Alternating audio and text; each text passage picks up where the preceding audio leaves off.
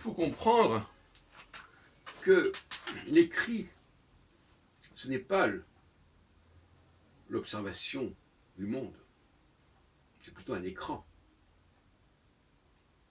C'est vrai pour lire un texte, il faut avoir des yeux, et que pour regarder le monde, il faut aussi avoir des yeux. Mais ce n'est pas la même chose. Il y a là deux niveaux. Il y a l'ouïe et la vue, quand je regarde les choses, et puis l'ouïe et la vue par rapport à l'écrit. Je peux lire un texte, je peux le lire à voix haute. Dans les deux cas, ça sonne faux. Donc, à quel point il faut se faire attention à ce qu'on dit. Le visuel de la lecture n'est pas le visuel quand je regarde le monde et la société et les gens. Et surtout quand je regarde quelqu'un.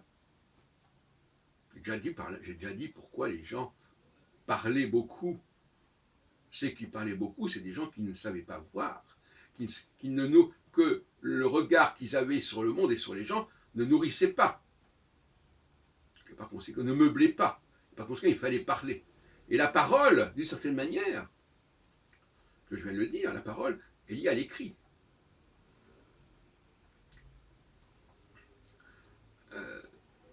Le langage est lié à l'écrit.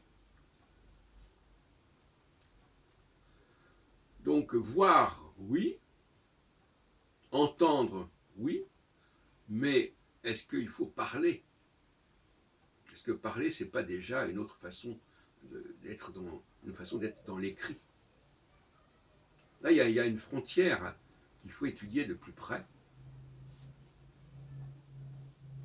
Je pense que d'une certaine manière, le regard et même la télépathie et l'empathie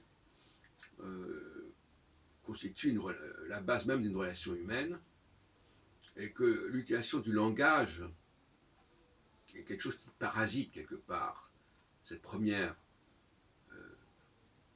niveau de communication.